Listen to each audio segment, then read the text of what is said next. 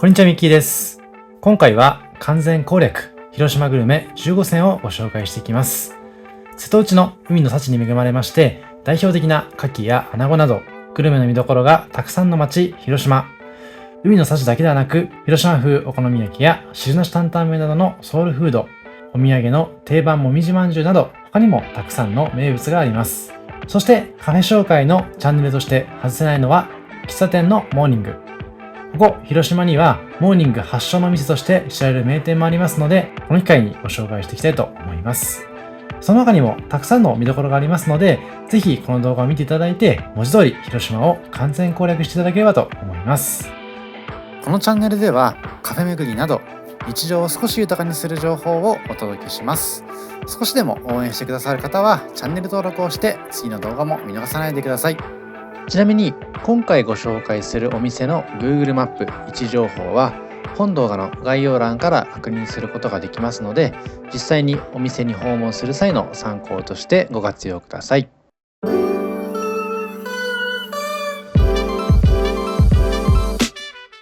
さて、前回にご紹介させていただきました通り、今回の旅では宮島観光と広島市内観光をさせていただきました。なので前半のパートでは宮島周辺のお店をご紹介していければと思います。今こちらは厳島神社の様子になっていまして、前回の動画でもご紹介しました通り、大鳥居の改築がなされたばかりでとても見どころになっていますので、ぜひこの機会に確認してみてください。さて、早速ご紹介しますのは穴子飯上野というところでございます。創業明治34年、100年以上守り続けた伝統の味。今回ご紹介しますこちらの穴子飯なんですけれども、明治30年開通の宮島駅にて駅売り弁当として発売したのが始まりの穴子飯。当時穴子がたくさん取れていた宮島近海では昔から地元の料理として穴子丼があったようで、江戸時代の地方紙にも当時の穴子の美味しさが書き記されていたようです。こちらこの日いただきました穴子飯の上2530円でございます。ちなみに上が普通サイズ、特上になりますと穴子のみ多いサイズということでございますので、今回この動画を見ていただいて、さらに穴子をたくさん食べたいという方に関しましては特上を頼んでいただくといいかなと思います。穴子飯と似ている料理としましては、おそらくうな重をイメージされるかと思うんですけども、うなぎよりも穴子は白身が多いような魚の肉がしっかりと感じられるような雰囲気でございましたので、そういったところも噛み締めていただければと思います。さらにタレにこだわりがありまして、こちら穴子飯上野さんだからこそのタレの味わいを感じてほしいなと思います。さて、元祖穴子飯の次は元祖もみじまんじゅうでございます。こちら元祖もみじまんじゅうの高津堂本店というところでございます。冒頭で厳島神社のご紹介したんですけども、こちらの高津堂さんも先ほどの上野さんに関しましても、宮島へフェリーへ向かう前に訪れることができる場所になってますので、宮島に行く前にこちらの高津堂さんのもみじまんじゅう確認していただいたりとか、穴子飯上野さんを訪れていただいて腹ごしらえをしていただいた上で宮島観光していただくのが個人的なおすすめのコースになっています。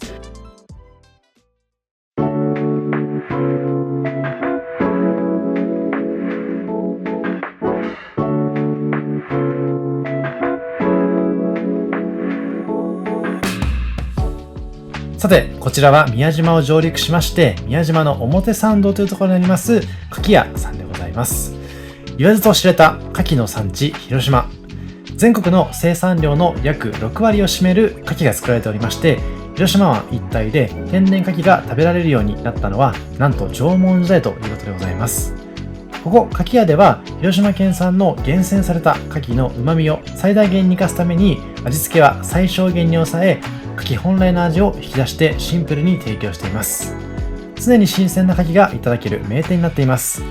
こちらは生牡蠣とレモンジンジャーエールを事前に注文させていただきました。こちらの牡蠣屋さんでおすすめなのは牡蠣屋定食というものでございまして、この後にご紹介するんですけども、焼き牡蠣、牡蠣フライ、牡蠣屋のオイル漬け、牡蠣飯、牡蠣の赤だし、牡蠣屋の佃煮という形で牡蠣好きにはたまらなすぎるメニューになっています。そんな中ですね、こちら今頼んでいます生牡蠣に関しましては、この牡蠣屋定食には含まれていませんので、こちら気になる方に関しましては別途注文していただくのがとてもおすすめかなと思います。あとノンアルコールドリンクの一緒にいただきましたレモンジンジャーエールもとても美味しくてですね、瀬戸内のレモンの味わいを感じながらいただけるようなそんなドリンクになっていました。さて、こちらが先ほどご紹介しました牡蠣屋定食でございます。牡蠣をめちゃくちゃたくさん提供していただいた上で、なんと2365円でいただけますので、とてもお値打ちかなと思います。私もたまにちょっと贅沢したい時に東京駅の地下にあります牡蠣屋さんを訪れてるんですけども、牡蠣3つぐらいいただいて、1500円、1800円、おそらく2000円ぐらいしたかと思いますので、それ考えるともう本当に安いなという感覚で味わうことができました。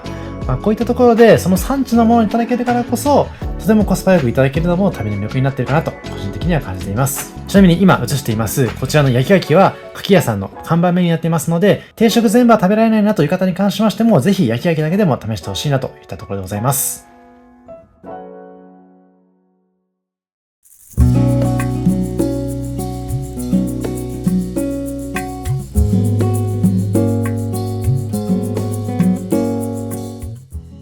先ほど、もみじまんじゅうのお店としまして、高須堂さんご紹介したんですけども、こちらは揚げもみじの発祥のお店になります、もみじ堂さんでございます。こちらのお店も明治末期の創業から100年以上続いていまして、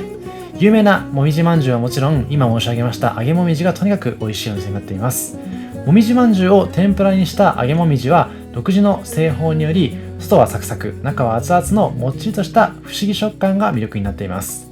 定番のこしあん、クリーム、チーズに加えまして、新定番の瀬戸内レモンも大好評とのことでございます。結構小ぶりにいただくこともできますし、本当に美味しいのでね、ぜひ一つ言わず2つ以上頼んでいただいて食べ比べしていただければと思います。さらにもう一軒、宮島カレーパン研究所というお店をご紹介していきます。こちら、広島初のカレーパン専門店として誕生し、1日最大2500個の売り上げを誇ります話題のお店でございます。牡蠣はもちろん、広島黒毛和牛など唯一無二のオリジナルカレーパンをプロデュースし、なんとその数15種類以上でございます。もちろん今回いただいたようなこちらの宮島牡蠣カレーパン、今ホームページからの画像を映してるんですけども、もうめちゃくちゃおすすめになってますので、ぜひ試してほしいです。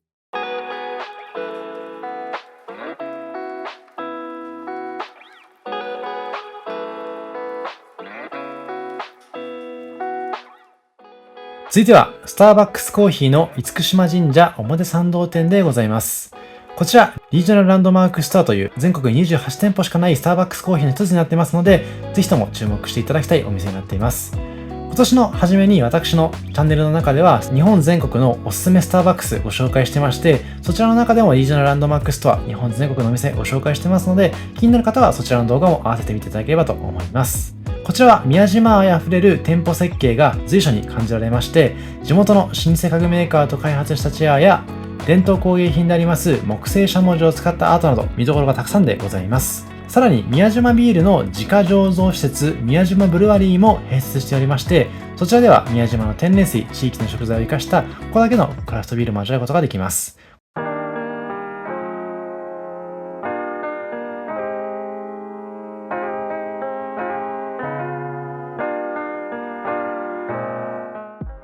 続いては宮島観光の際に一息ついていただきたいようなこちら宮島コーヒーさんでございます。世界中からたくさんの観光客が訪れる宮島において、様々な文化、価値観、味の好みを持つ人々が美味しいコーヒーを味わえるよう願いを込めているお店でございます。宮島の思い出の1ページになるような心に染みるコーヒーをテーマに、宮島ローストにこだわった鮮度の高いコーヒーを味わうことができます。築100年超の商家をリノベーションした店内は、木のぬくもりを感じることができる落ち着いた空間になっていまして、宮島観光の雰囲気をそのままに感じることができます。こちらこの日いただきましたドリップコーヒーでございまして、結構たっぷりいただけるところもおすすめなポイントです。この日1階席でコーヒーをいただいたんですけれども、2階席もあるということでございまして、席のキャパシティはとても多いようなので、ぜひ休憩の一つとして押さえていただければと思います。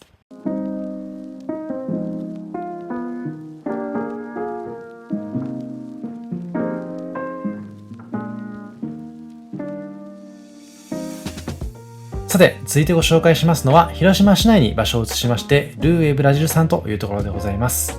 こちら、私のチャンネルがカフェチャンネルということもありまして、ぜひとも押さえたいようなお店になっています。知る人ぞ知るモーニング発祥のお店になっていまして、トースト、卵、サラダ、コーヒーの喫茶店、朝食サービスは、ここブラジルで戦後間もない頃に日本で初めて誕生したということでございます。朝は7時からオープンしておりまして、冬の季節には朝日が昇るよりも早くモーニングをいただけます。この日も朝日が昇る前の7時頃に訪れましたので、まだ外が暗い雰囲気を味わえるかと思うんですけども、本当にですね、朝早くからいただけるところが魅力的なお店になっています。この日はモーニングセット B をいただいたんですけれども、モーニングセット B ではパン、目玉焼き、サラダ、そしてコーヒーもしくは紅茶をいただけるお店になっています。モーニングは全部で6種類ございまして、他にもサンドモーニングというサンドイッチのモーニングですとか、カレーモーニング、ハンバーガーモーニング、あとは日替わりモーニングなんかもありますので、気になる方はそちらを注文していただくのもおすすめかなと思います。そして今回訪れた際にも感じることができたのは、店員さんの接客がとても心地よくて、優しくお店のことを紹介してくれたりとか、広島について教えてくれたり、朝からとてもいい気分になることができました。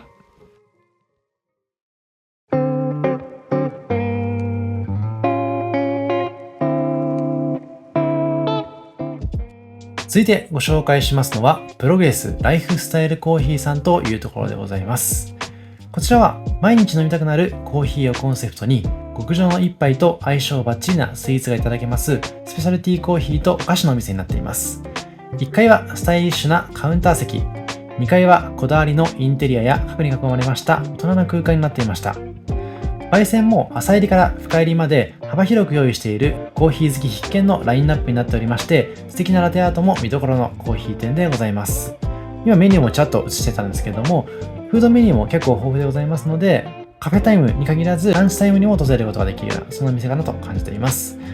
で、自家焙煎コーヒー店でございますので、こういった形でコーヒー豆も非常に豊富に用意されていますので、ぜひですね、ご自宅用に購入されるのもとてもおすすめかなと感じています。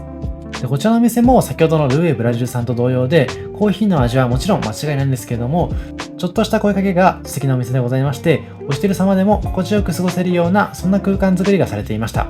こちら今2階の様子を映してるんですけども、2階に関しましてもゆったりと時間を過ごせるような場所になっていますので、隠れ家的に利用されるのもとてもおすすめかなと思います。そしてこの日はご視聴いただきましたのはカフェラテでございます。自家焙煎コーヒー店でございまして、先ほど映していました通り、たくさんのこだわりのブラックコーヒーいただけるところもおすすめかと思うんですけども、こちらラテアートもとても素敵でございまして、もちろんブラックでもいただけますし、こういったラテアート、つまりエスプレッソドリンクなんかを楽しめるところも魅力になっているかなと思っています。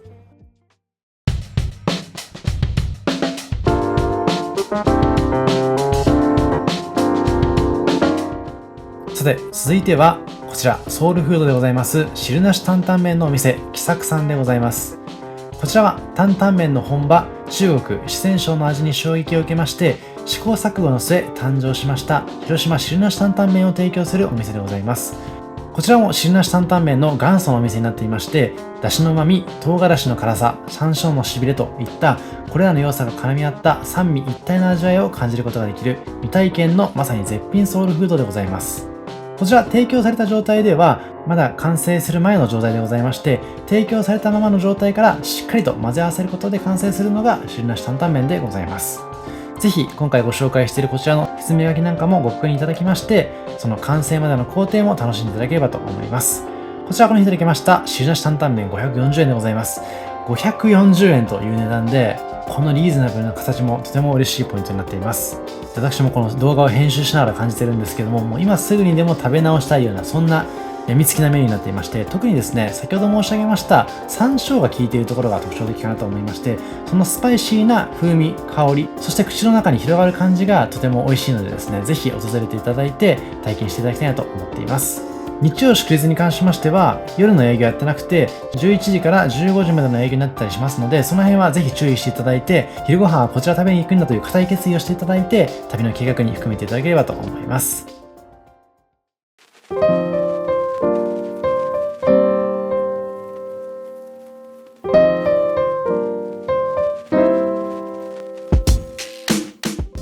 続いてご紹介しますのは、広島つけ麺のお店として後発でありながら人気の高いお店として地元の方々の間で名高いつけ麺店でございます。こちらつけ麺本舗からぶというところでございます。先ほどまでご紹介しています通り、今回広島グルメを巡る中では発祥のお店を基本的には巡ってたんですけども、調べていく中でどうしても気になったのがこちらからぶさんでございます。こんな形で0倍から30倍までの辛さを選ぶことができまして、辛さに自信がある方はぜひとも上の段を頼んでいただきたいなと思っています。私は辛さにあまり自信がなかったので2倍でいただいたんですけれども、2倍ぐらいだったら程よい辛さでいただくことができたかなと思っています。その辛さの表現をしますと、おそらく市販で売られているカレーの中辛ぐらいかなという印象でございますけども、その辺は感じ方は違うかと思いますので、ぜひお店の方に相談していただければと思います。こちらはこの日、海苔ネギつけ麺の小をいただきました。と言いますのも、この後ご紹介しますけども、お好み焼きを食べた後だったので、ちょっと控えめに小をいただくことにしました。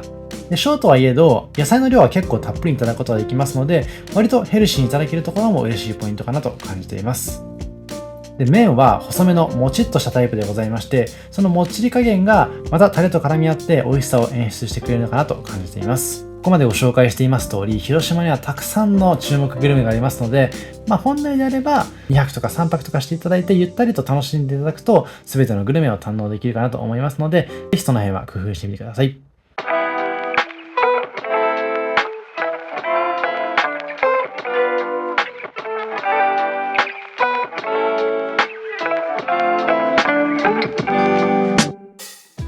続いては平和記念公園からのアクセスが良く、路地裏にひっそりと佇む隠れ家カフェキキコーヒーさんでございます。こちらが前回の動画でご紹介しましたザ・ノット広島からも近い場所になりますので、ぜひそちらに宿泊される方に関しましてはこちらのコーヒーもぜひとも試してほしいなと思っています。山小屋をテーマにしたお店では、平和大通りの喧騒を忘れてしまいそうなゆっくりとした時間を楽しむことができる空間になっています。店主さんの趣味であります登山で訪れた屋久島で出会ったコーヒーと自然の中でそれらを味わう体験に惚れ込み、店内には屋久島要素がたくさんございます。屋久島にあります一層コーヒー焙煎所というところで焙煎された豆を使ったコーヒー、さらに屋久島の譲り葉という木を取り寄せて作ったテーブルなど、木のぬくもりを感じつつ過ごせる空間は極上になっています。他にもですね、こういった焼き菓子が非常に豊富なのもポイントになっていますので、ぜひともお友達や恋人と訪れていただきまして、複数種類のスイーツを頼んでいただきますと、シェアしながらその味わいも感じることができるかなと思っています。インスタグラム等でもその焼き菓子の様子なんかもご紹介されていますので、気になる焼き菓子がありましたら、事前に寄せていただくと選ぶ際も困らないかなと思います。そしてこの日はこちらの本日のコーヒーとキャラメルチーズケーキをいただきました。先ほどのプログレスさん同様、コーヒー好きな方でも十分に満足いただけるようなコーヒーをいただけますので、ぜひともチェックしていただきたいなと思っています。このチーズケーキもしっかりと味が練り込まれていて、満足感たっぷりな一品になっていましたので、ぜひとも試してほしいなと思えるようなメニューになっていました。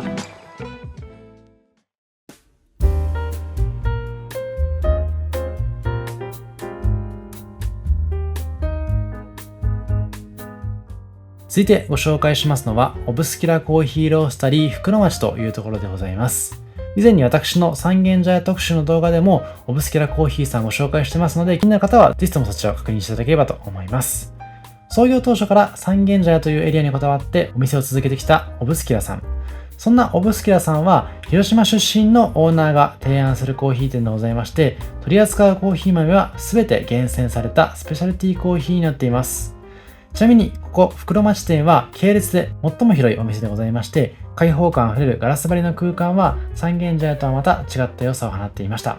コーヒーはもちろん焼き菓子も注目でございまして、同じく広島にありますパン屋さん、カドナが作るスコーンを味わえるのも魅力になっています。この日はちょっと夜の遅い時間に訪れたので、提供していただくことはできなかったんですけども、ぜひともタイミングが合えばそちらもコーヒーと合わせて楽しんでほしいなと思います。そしてなんといってもコーヒー豆非常に豊富でございまして、今映しています通り、産地別の提供もしていただけますし、デカフェの提供もありますし、ブレンドの提供もあります。なので、シングルオリジンでその産地の味わいをしっかりと噛み締めたい方に関しましては、産地別の豆を頼んでいただきまして、このオブスキュラさんが提供する独自のコーヒーの提案をしていただきたいという方に関しましては、ブレンドコーヒーを頼んでいただいて、コーヒーが苦手な方でもデカフェ等を頼んでいただけるというところで、本当にコーヒー愛に詰まった空間になっているかなと思っています。ちなみに私、このオブスキュラさん結構ファンでございまして、店舗ではポストカードをいただくことができるんですけども、ポストカードのイラストは微妙に店舗ごとで違っています。そしてこちらの店舗は広島ということもありまして、広島袋町店限定のポストカードをいただきましたので、旅の記念として今でも大事に持っています。他にも広島のお土産として購入いただけるようなグッズの販売もありましたので、ぜひとも確認していただいて気に入った場合はご購入されるのもおすすめかなと思っています。あとはパッケージもとても美しくて素敵ですよね。確かオブスキュラさんは雑貨やお花の取り扱いに関しましてもとてもこだわりを持っていまして、結構アーティスティックな発想をお持ちの方が経営されているのかなと思いますので、ぜひともその高級感あふれるアーティスティックなコーヒー豆買っていただいて日常を彩っていただければと思います。このコーヒー豆なんですけども、世界中から買い付けた17種類以上の豆が用意されていまして、毎年世界中のコーヒー農園を直接訪れまして、農家や組合の人たちに会って品質を確認し、チェリーの選定基準や品質を向上させるための話し合いを行いながら、より良いコーヒーを目指しているということでございました。そしてこの日はこちらのトゥデイズコーヒーとフロランタンをいただいてみました。で、コーヒー店と言いますと6時ぐらいに閉まってしまうようなお店が多いと思うんですけども、こちらは9時から8時までやってましたので、私も先ほどのつけ麺食べた後にこちら訪れています。ぜひ夜の街探検する際にこちらで一息ついていただいて、宿泊先に戻っていただくのもとてもおすすめかなと思っています。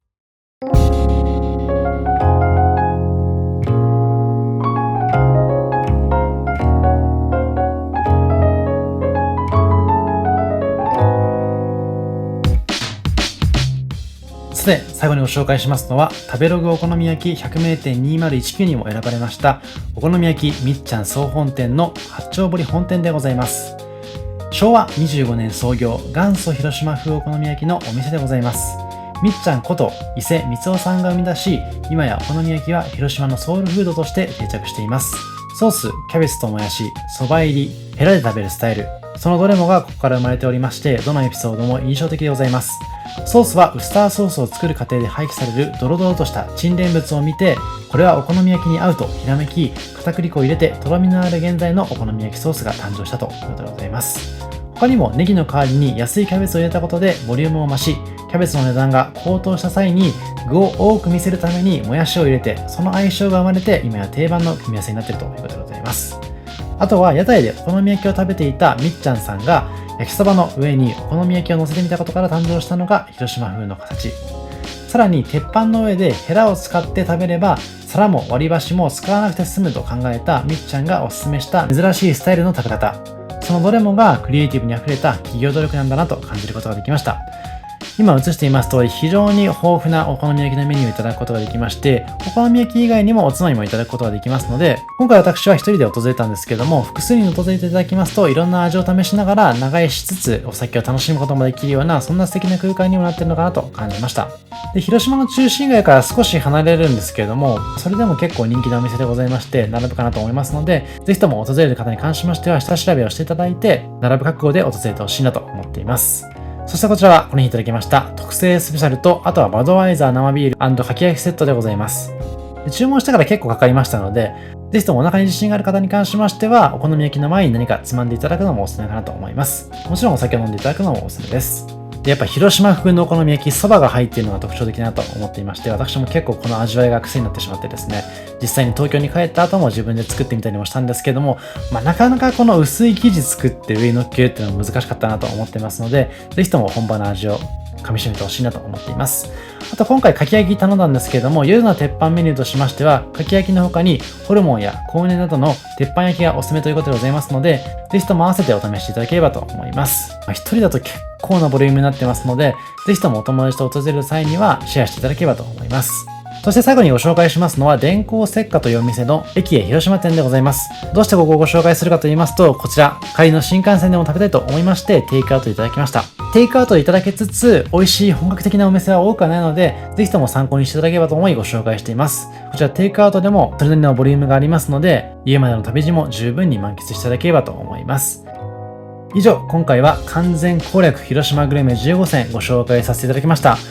結構長時間な動画になってしまったんですけども、本当にですね、広島のグルメはとてもおすすめが多くて、さらにカフェという観点で言いましても、ご紹介させていただきましたモーニング発祥のお店があったりとか、コーヒーに関しましても今回、そんなに多くは訪れられないなと感じていましたので、スターバックスのリージョナルランドマークストア、さらに朝入りから深入りまで本格的なコーヒーをいただけるお店を厳選させていただいていますので、本当に旅の参考として活用いただけるととても嬉しいなと感じています。あとは本当に個人的な主観なんですけども、広島のお店の方々とても優しかったなと思っていまして、その声掛けも含めまして、フレンドリーな方も多かったなと感じていますので、ぜひともですね、皆さんも積極的に会話していただいて、旅の醍醐味噛み締めていただければなと思っています。以上、ミキでした。ありがとうございました。